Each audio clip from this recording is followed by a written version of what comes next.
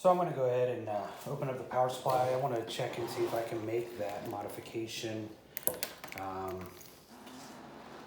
so that I can see if it's possible. So you have 4 screws on each side. 1,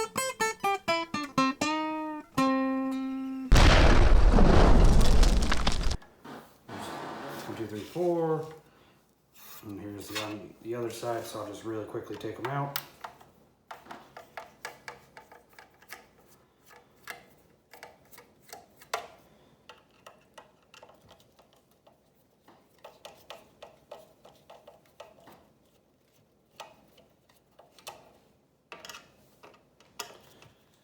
And typically, if I was working on my bench, I would have a little screw or bolt or nut holder. But here, I'm just going to set them off to the side, which you'll be able to see.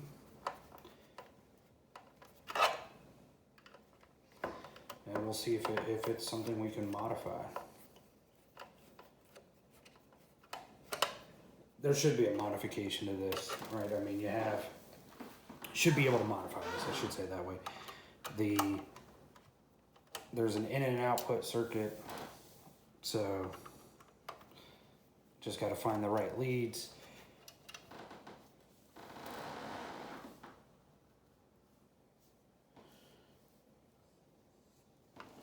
It's really funny. It's hard to see here, but this one has a point and is a different type screw than the other 3, no point.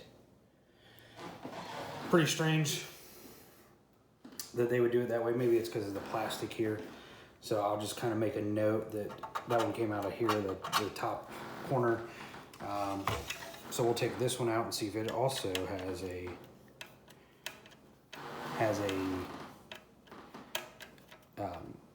if it's a self-threading screw or not. It is, so it must have something to do with the front casing. No big deal.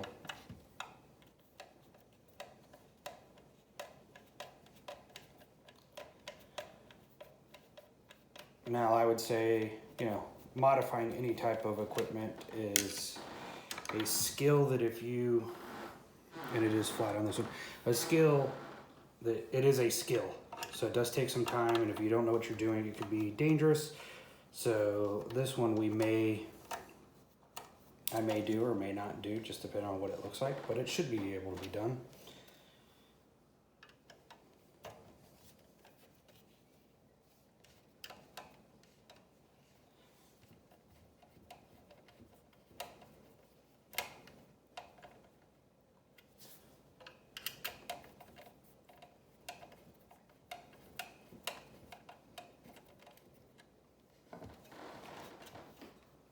Okay, got the screws out.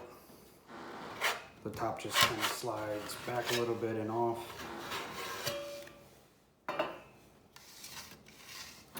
So just a little bit about what you're seeing here. You have some capacitors, an inductor. This is the transformer I was talking about. Here's the power on and off switch. So it comes in. You have one of your leads, one of your AC leads is the green one here.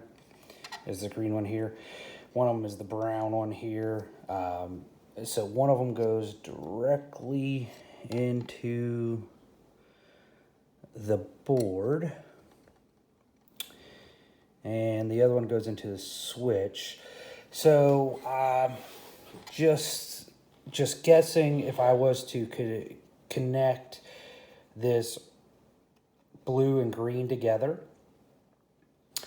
If I was to connect those two together, whenever I would plug it in, it would automatically power up the unit. And then if I was to take the, red out,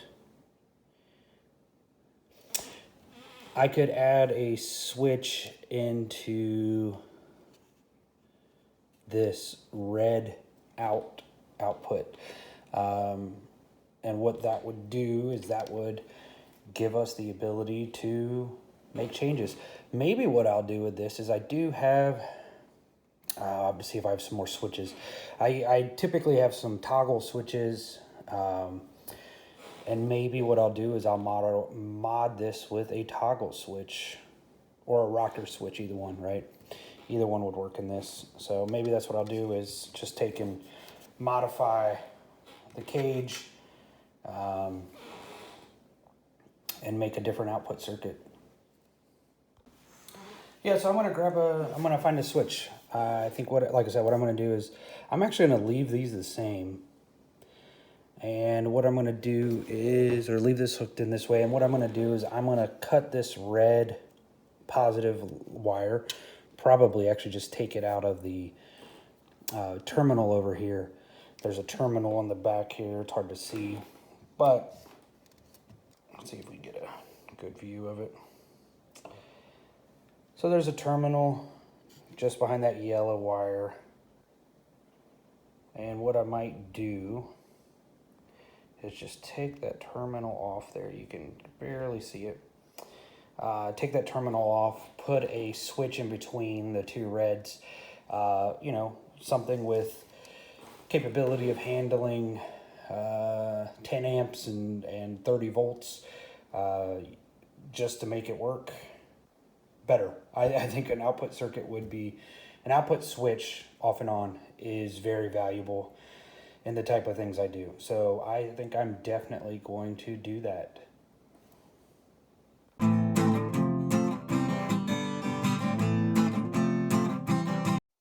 Okay, so now we're back. I have gotten in the switch that I was looking for.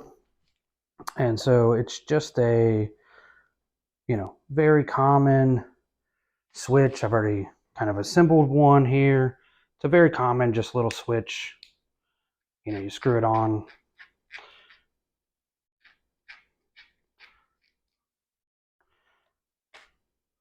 So you just have a retaining nut, and I'll show you how to do this shortly, but you just have a retaining nut. What you do is you stick it in. Yeah, you just have a retaining nut here. So what you do is you'll drill a hole. I'm going to drill a hole in the cage here. I'm going to drill a hole in the cage approximately right here. Then I'm going to mount this like so. So it just goes in there like so.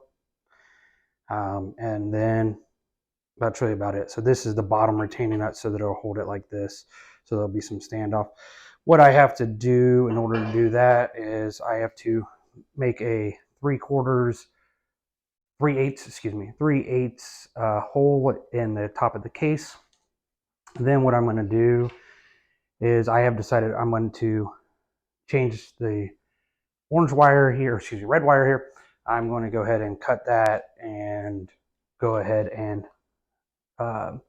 use a piece of wire that I have around. This is a 1619, so similar in size. And then I will make the connections to the switch. Like I said, the switch just has, this is the screw-in type terminal. There is the plug-in or slide-on type terminal. So those are some things that you could do. You can also buy, you know, a cheap kit of terminal endings and use that as well, which is probably what I'll end up doing, just because it's super easy and they'll work for what I have. So probably just going to do that after I drill the hole. So some common supplies you may need are going to be hammer, a punch, drill here with a couple bits depending on what you need. And like I said, you got to make sure your hole's going to be big enough for that. And what I'm going to do is step it up. The hole is roughly 3/8. So I'm going to step it up from the punch to a 1/2 inch and then to the 3/8. And the reason I'm going to do that is I don't have a drill press anymore. So this makes it a little easier and a little safer. So we're going to go ahead and do that. Don't forget safety goggles. You are drilling and doing some other manual work here. Might be a good thing to have. So, like I said, I'm going to follow the second ridge, give or take just a little bit here. And I'm going to put it roughly 40% over. So you can kind of see it there. It's about 40%. So somewhere between that second and third opening so that we have enough space. And so you just punch it. Clear your fingers. So it might be hard to see here, but there's a divot about right there. So that's where we're going to drill it. I suggest having a vise or something of that nature. I no longer have a vise, so we're going to do it with, I'm going to use a crescent wrench to put around that opening. That way, whenever I go to drill it, there'll be a space for it to drop down.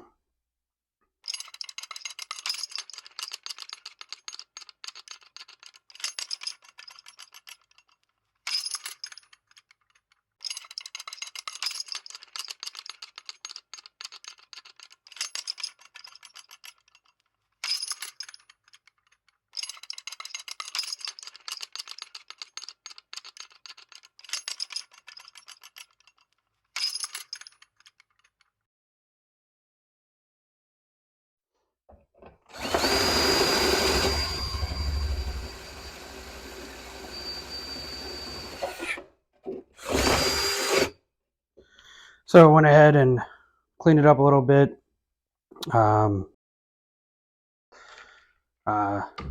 Just to get rid of some of the burrs up here, right? Make it a little safer. So now it should just fit up in there like so. By the way, this was a 1/2 inch, not a 3/8. So I'm gonna just hit it again with my deburr tool real quick and should be able to install it. So while you have no power to the unit, so we're gonna go ahead and you find the right size. So we're gonna say this is somewhere in the 16 range. So we'll go ahead and cut that and pull it off, pull off the sheathing. Now I'm gonna need more than that. You know, if I'm gonna use one of these splice type units, you need a little more than what I just took off. But that's the gist of it. You know, you slide it off. I just wanted to make sure it was really, you know, the 16, because you don't want to damage the cabling. And I'm going to do it on the other side, which is going to be a little harder. So you can unplug these little ports, not USBs. I think they actually go to the knobs here, these the white ones, if you can see it there.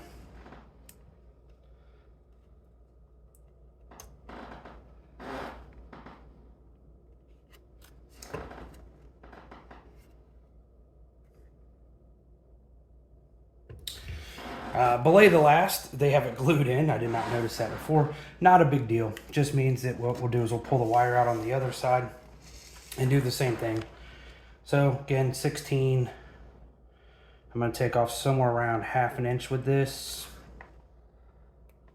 Maybe a little less than 1/2 inch. So, and like I said, you don't want to damage any of the wiring, or damage as few as possible. Really, you should try to damage none. So what I like to do is give them a good little twist, and so it's about 1/4 inch roughly. I said 1/2. I should have said it's closer to 1/4 inch. So we're going to do the same thing on our yellow wire here. Pull it off. Now what I like to do is give them a little bit of a twist. That way they just stick in there a little better. So we're going to load up this one. Then you have on the side here, you'll have these little tips and tricks. So we're about a 16 gauge on these. So you go ahead and line them up like so. And then you crush it. right? Crush it. And what that does is it makes it nice and tight there. So this is going to connect on one side. So we're going to do that one here. Again, I like to twist the wires. Usually makes them go in a little easier. Once you get them in there, you can go ahead and do the same thing that we just did on the other side.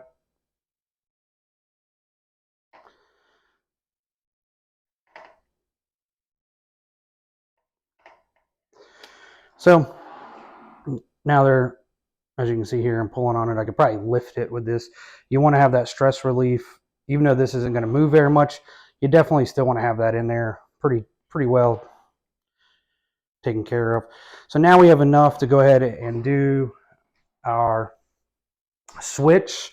All right, so we're going to we're going to go ahead and fix the other side. So for that, we're going to add on a couple of these blue terminal rings. You can install it like that. I actually find it better. I know I just installed this, but I actually find it better to do all of your wiring with it free. It just makes it a little easier. So that's what we're going to do. So I'm going to do all my wiring out here, and then I can set it in there however I want.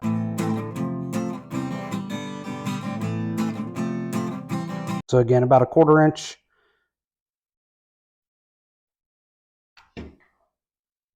Give it a little twist. And we're going to put on our lugs. So with the lugs, I like to stick it where it comes out just a little bit, as you can kind of see it there.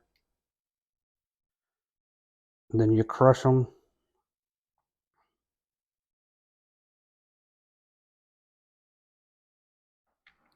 And there is a way you're supposed to crush them. There's a valley and there's a hill. The hill should go towards where the two pieces of metal come together.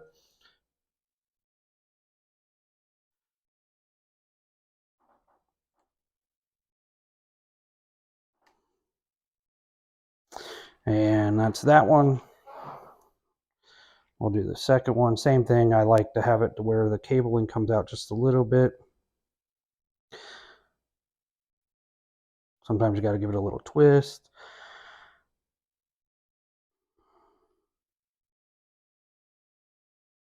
Okay. Again, just slightly out. Again, you want the hill to go into where they come together. So I'm going to have to flip it around here. Give it a good squeeze. And then what we're going to do is wire up the top here to our switch. Excuse me, the wiring to our switch.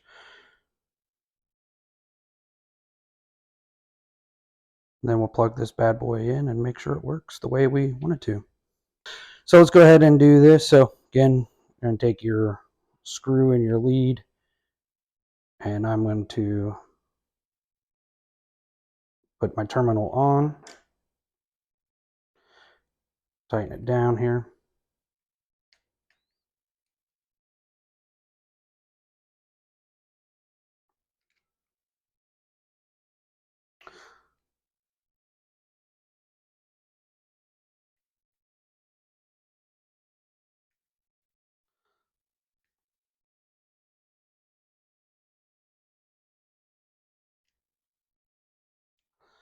So you want to make it nice and tight, nothing loose. This is your output circuit. So that means you have energy coming through as long as you have the power turned on, which means you want to make sure that it's safe, which is why you do it kind of the way we've done it here, where there's a switch. Make sure you don't cross thread the screws. Pretty easy to do on these little guys.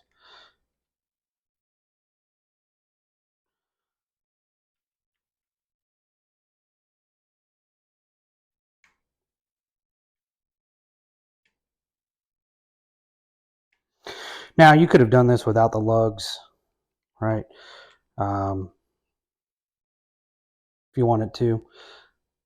Probably, no, we definitely needed the wire. So definitely needed the extra wire. I hate to use extra yellow, but sometimes you have to use yellow. All right, so let's go ahead and put on our top.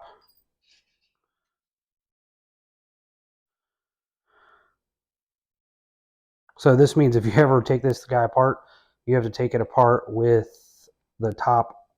You have to take off this first, right? Because if not, it's not going to be able to. You're not going to be able to put it on there. So that's one of the negatives about doing this type of modification. However, because of what I want to do, how I want to use it, definitely the best way to go.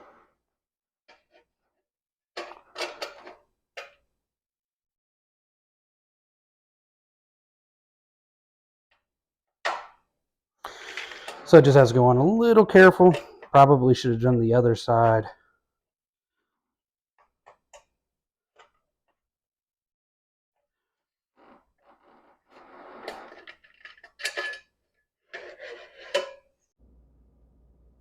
Okay, I got it all plugged back in, so we're going to turn it on the on.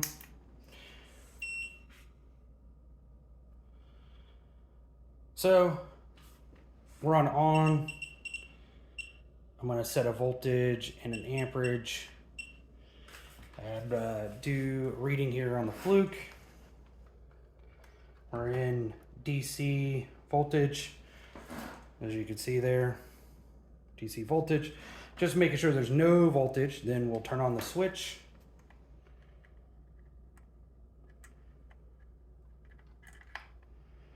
So as you can see, we're at no voltage.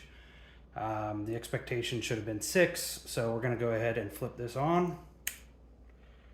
We flipped over to 6. So we know it's working. We're going to go ahead and turn it off, but we know that it works.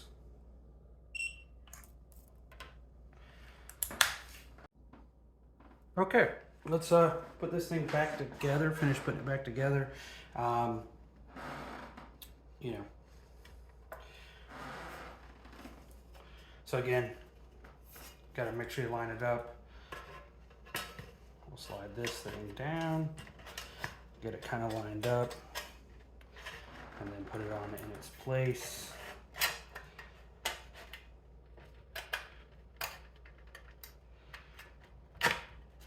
And depending on how much wiring you have in there, sometimes it'll want it, like this one wants to slide around a little bit. So it's not as centered as I would like it, but I'm not gonna, all I need is the, for it to work. I don't care about the aesthetics really on that part of it, but go ahead and put it on there.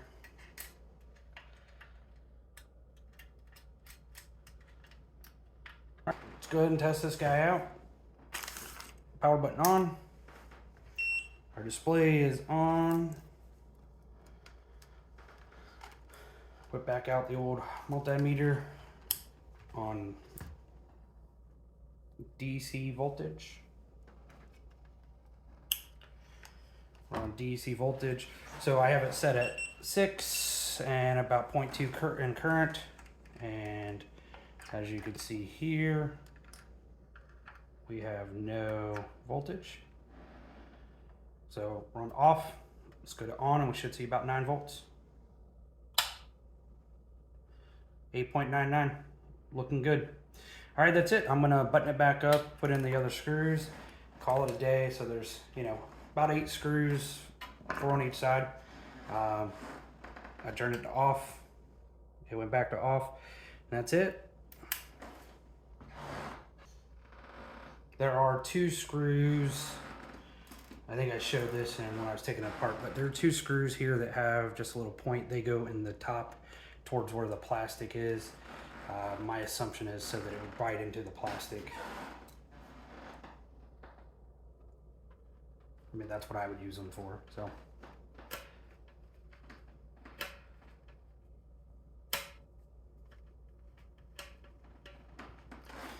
All right, so that's one side.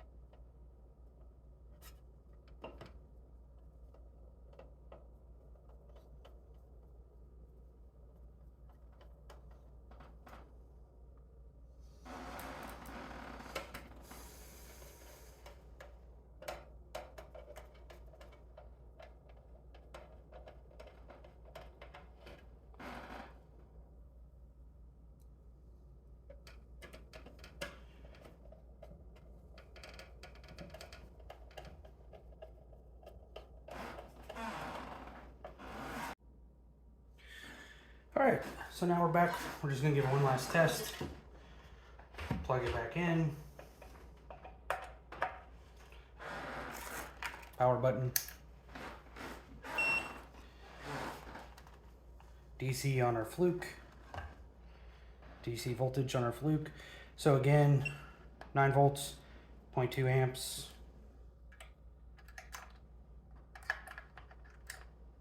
We're seeing nothing on the fluke. Flipped it over, we're at basically 9 volts.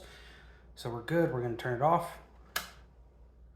As you see there, it's cut off. All right, thank you guys for watching.